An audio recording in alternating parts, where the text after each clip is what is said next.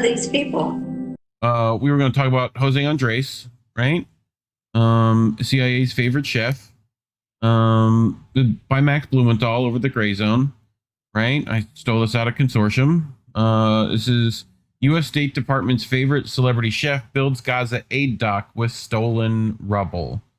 So yeah, that's actually that's sheer post, not Consortium. Sheer post, whatever, same difference, right? Both of them have one of these, I think, right? They both do. They are Indie Media Award honorees. Yep. So after years of accusing Russia of using food as a weapon in its conflict with Ukraine, which we heard him say in that last story, correct? Right. State Department's culinary ambassador Jose Andres is working with the Israeli government to supplant UNRWA as the main supplier of aid to Northern Gaza. So, State Department-linked Spanish celebrity chef Jose Andres has emerged as the U.S. government's preferred conduit for aid to enter Gaza, following the Biden administration decision to suspend funding to the enclave's main supplier of food, aid, and education, the UNRWA. The operation appears designed to serve as a stopgap measure to provide minimal quantities of food to Gaza's famine-stricken population until the U.S. military finishes building a pier in the Mediterranean Sea, and a shadowy contractor run by former U.S. Marines and CIA officials is able to implement an aid program called the Blue Beach Plan. Any blue beach will do. Andre's organization, World Central Kitchen, has already finished constructing its own jetty, which was made from the rubble heaps in Gaza, a decision that virtually guaranteed the building materials contains the remains of humans killed by Israeli bombing. Yeah. So here's Max saying that the U.S. state asset Jose Andres and his World Central Kitchen are building a makeshift aid dock in northern Gaza from the rubble of destroyed Palestinian homes, all in coordination with the Israeli military. Perfect symbol of Western hypocrisy on Gaza. And I will play this video for the people. All of Gaza is in need of more food and more ways to get food to the people. We're out here in Cyprus. We are palletizing all these to be shortly loaded onto one of our boats that we've secured through the UAE.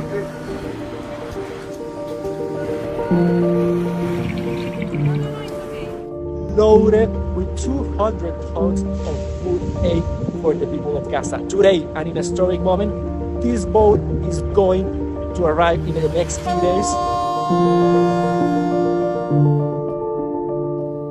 I am in northern Gaza. We've got to build a pier, some way of unloading this food from the incoming boat. The boat. You mean they bulldozed bodies? Is that what I just heard? Yeah, we're seeing if we can't get this finished up today and unload the cargo early tomorrow morning. Lots of challenges across the board. An amazing, amazing Palestinian team just pushing, working through the night. We hope that this is going to be the first of many boats going to Gaza today.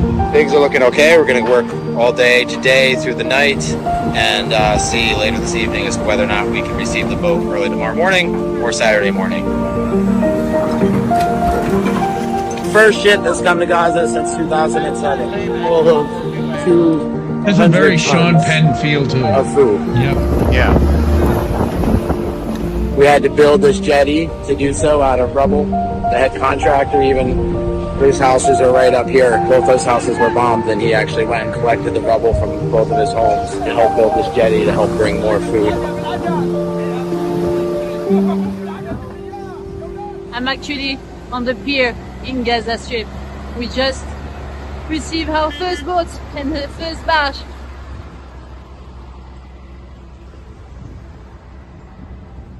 Any questions?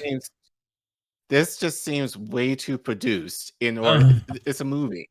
Like, just get the food. You don't need a. They got a film crew. They got a film crew out of it. Yes.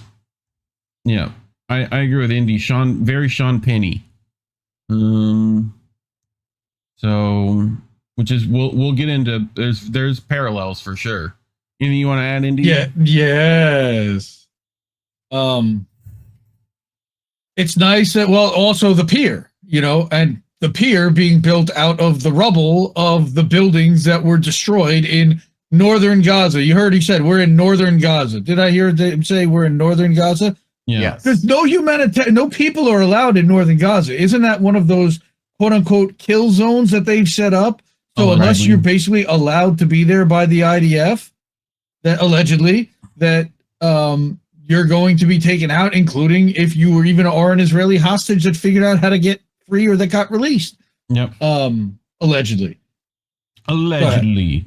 So the use of genocidal biomatter in the construction of the pier has been roundly ignored by legacy media outlets whose fawning coverage of the plans has instead cast Andres as a kind of maverick, a superhero, if you will, fighting to protect Palestinian civilians in the face of international indifference. In their rush to lionize the shady chef, the WAPO falsely claimed the first ship bearing aid to Gaza since 2005 was spearheaded not by the United Nations or a world leader, but by a celebrity chef, Jose Andres. In 2008, activists succeeded in using boats to deliver aid to Gaza 6 times before Israel began sinking the ships and killing members of their crew.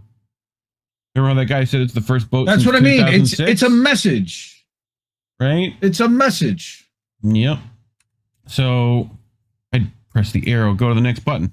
Strangely, these English language outlets have generally neglected to mention that WCK is only able to operate in Gaza with the explicit permission of the Israeli military.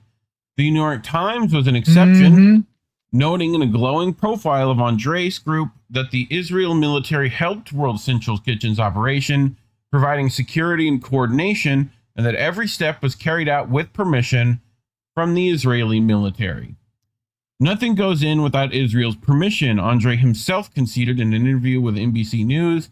The chef claimed Israel's Gogat unit, which controls aid to the besieged enclave, is doing everything at its disposal to help the people of Gaza.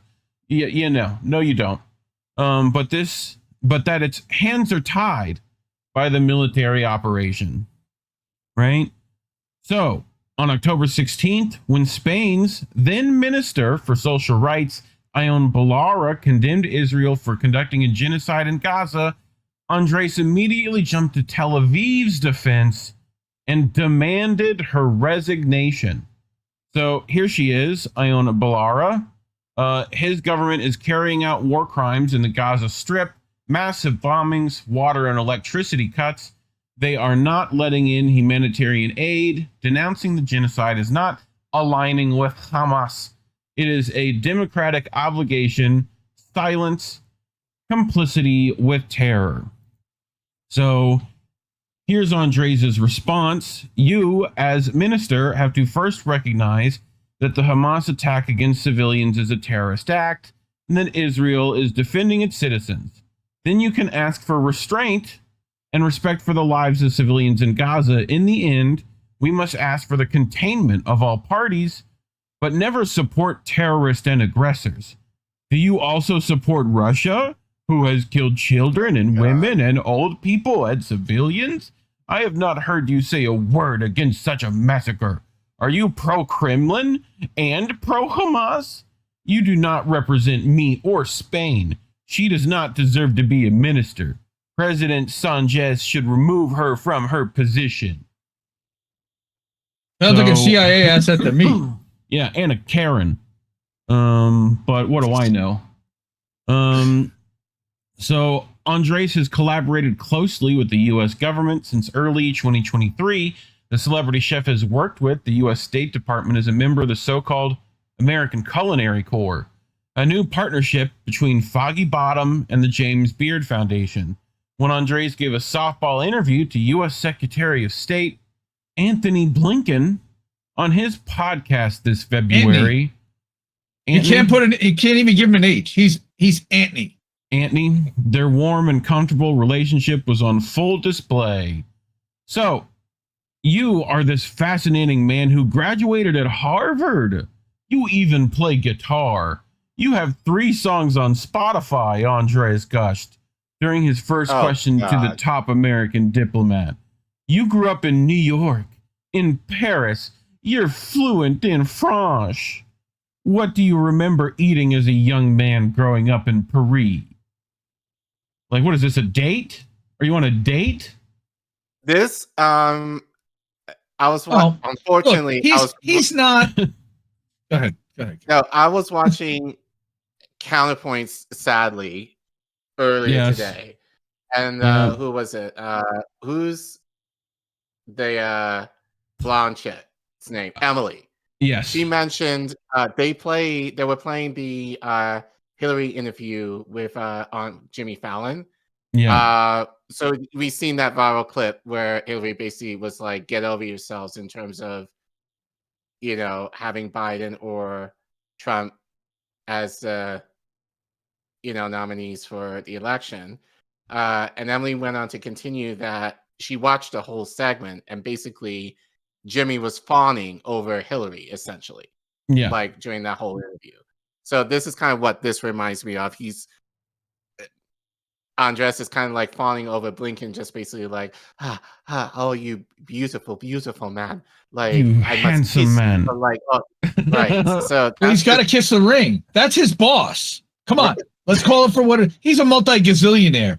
But right now, to stay relevant and to stay in the middle and in power and close to power and be able to promote World Central Kitchen, which does good things, but in places where the CIA has already destabilized and destroyed the area. And lo and behold, this guy just comes in. He's supplanting UNRWA because he has no authority or oversight or can say anything. He doesn't have a special rapporteur that can assess the situation and publicly tell the rest of the world what the hell is going on. Yeah. Go ahead. It's just very like, tell me what it was like as a boy in Paris. It's very. What I was going to say is, look, you can't get mad at him for kissing the ass of somebody in power. He's not a journalist or a difficult interviewer, and he wants stuff out of this guy. So he's certainly not going to challenge him or accuse him of anything. He's forgiving him right now for murdering his fucking workers. Mm-hmm. Hey, don't kink shame. It's very not nice. So when Blinken responded that for me, going to the McDonald's, that was the culinary experience in Paris, and said his most cherished foods in France were English muffins and bumblebee tuna. Bro, are you fucking serious right now? What the fuck? Like, you fucking that's the weirdo. most American answer I've ever heard. Right. Yep. McDonald's. In fucking Paris, bro. Like, go fucking eat a croissant. Le Big Mac. Something. Anything. It's a Royale with cheese, right? Yeah, exactly. He ordered a Royale with cheese. Fucking assholes. Anyway, the world-renowned chef generously compared him to America's second minister to France, Thomas Jefferson, who famously grew his own crops and had various foods shipped from his Virginia slave plantation while stationed in Paris. Right, and owned slaves, famously. Yep. Yeah, Thomas Jefferson. Yes. But the real purpose of you their go ahead with that. conversation quickly revealed itself when Andres asked his follow-up question. What else U.S. and the international community can be doing to keep putting pressure on Russia to make sure that grain has not become another form of a weapon? Should be saying this for Israel. No, it should be Ukraine. The grain, the wheat is in Ukraine. Right. So how about Ukraine stop fucking bombing the Donbass? Yeah. And give up the area that they have already basically lost at this point. Yep. Concede, sign a peace agreement, and those wheat fields will be just fine, Jose. Because give me a fucking break. He's a madman. Okay, well, I'm here, Echo. Andre serves not only as a semi-official emissary of the U.S. government, but as a representative of one of its top client states. In September of 2023, Ukrainian President Volodymyr Zelensky personally welcomed Andres to the country, describing the chef as an ambassador of Ukraine's official aid collection agency, whose strong voice helps us maintain global support. Look at that. There he is. World Economic Forum? What about World Possibly. Economic Forum? I'm Is he sure- involved with that too? He could be. Probably catered a few events. You know, look, I welcomed Jose Andres as WC Kitchen, as ambassador, strong voice, yada, yada, yada. You know, so look, they made him a little pin. Yes, somebody. Look at that little Azov Somebody pin. needs to feed the Nazis, I guess. Yeah, somebody. Somebody needs to feed the Nazis. So Eva Karine Bartlett, peculiar. Why would a bleeding heart humanitarian for Gaza block me? I never interacted with him. We ostensibly, according to his humanitarian cover story, want the same thing for Palestinians in Gaza to not starve. And look, she got that old fatality from Jose Well, wait a minute, Andres. stop. You know why? Uh-huh. Again, where does Eva live? Yes. Anyone? Yes. Anyone? She Anyone lives in the chat? Donbass, by the way. Yep. She's in the So- Donbass. So therefore, Jose Andres is feeding the Nazis that have been bombing her for 10 years and bombing the people and the Russian-speaking people there. And this guy has been manipulated because he wants to get food to people who are hungry. And I understand that. Why are they being made hungry, and who are you feeding? Why are And how spicy is your sauerkraut? I guess there are no Russians that are being. I guess there are no Russians that are being made hungry because of the not for the 9 conflict? years. So- Not for 9 years in the Donbass. Definitely not. Yeah, notice that he didn't choose to go into Donetsk and Luhansk. Okay, Yeah. he coordinated with the guys that were doing the bombing, not the ones that were being bombed. Yep. Just keep that in mind. So, the chef's intimate relationship with the U.S. predates the current conflict in Ukraine. In 2020, he was honored at an event at the Carnegie Endowment for International Peace, where he was warmly introduced by now CIA chief, not chef, Bill Burns, who called it a special pleasure to bring Andres on stage.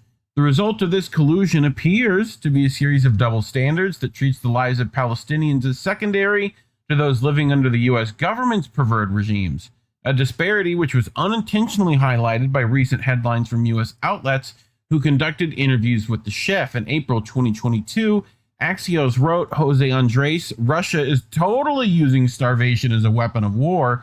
When speaking about Israel 2 years later, he displays a significantly milder tone. According to NBC's Meet the Press, Jose Andres says Israel should totally be doing more to get aid into Gaza. So just direct Well, now he's contradiction, doing man. it, and he just Well, no, he is now himself stepping up and totally doing more, Yeah. and he's getting people killed by doing it. And probably Good getting job. paid. Probably getting paid for it. I would imagine. I as don't a lot think of so. contractors This is all tend to be non-profit. doing. Yes, we know how nonprofits This is no work. World Central Kitchen is non-profit. Yes, that doesn't mean you can't Doesn't mean make anything money. to me, This though. guy- It doesn't make anything. Like, it just means all the money gets used up so that you can't, like it's not making profit. Like, making somebody something, I'm sure. So anyway, I did want to bring this, which was from one of the members of WCK, and he had stuff to say about this. So The war in Gaza has finally hit heart-wrenchingly close to home.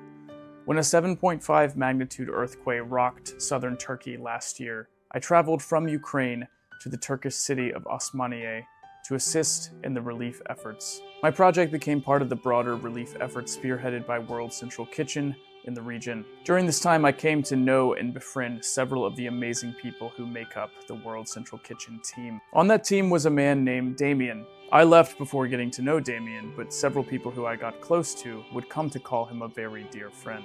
Yesterday, Damien was slain by an Israeli airstrike along with 6 other aid workers attached to World Central Kitchen. Among them was Zomi Francom, a senior manager for WCK Asia Operations Division. Zomi had served countless hungry people from the Navajo Nation and the Bahamas to Turkey and Ukraine. She was a beaming ray of light to all who encountered her. I would like to tell you that their deaths were an accident, some kind of tragic misunderstanding of the type that is common in war. But that would be a lie. Zomi and Damien were targeted by an IDF airstrike while driving clearly marked humanitarian vehicles down a designated road that they had already cleared with the IDF. Israel hit them not once, not twice, but 3 times, the final time as they were trying to evacuate the wounded from the previous strikes. Damien and Zomi were martyred for the crime of giving food to starving people undergoing an active genocide. The names of these humanitarian aid workers have been plastered across the front pages of every Western media outlet. Unlike the name of Saif Aissam Abu Taha, their Palestinian driver, who was also slain in the attack. When we hear of Gaza's victims, we always hear that 2/3 of them are women and children, as if to emphasize that Palestinian men are somehow less worthy of being considered victims. Well, Saif was a Palestinian man, a brave, kind Palestinian man. And his death, his martyrdom, but more importantly, his life, deserves no less commemoration than the other aid workers who tragically lost theirs. He wasn't just their driver, he was their friend. And those friends died together because of Israel on April the 1st, 2024, in a place called Gaza, in a land called Palestine.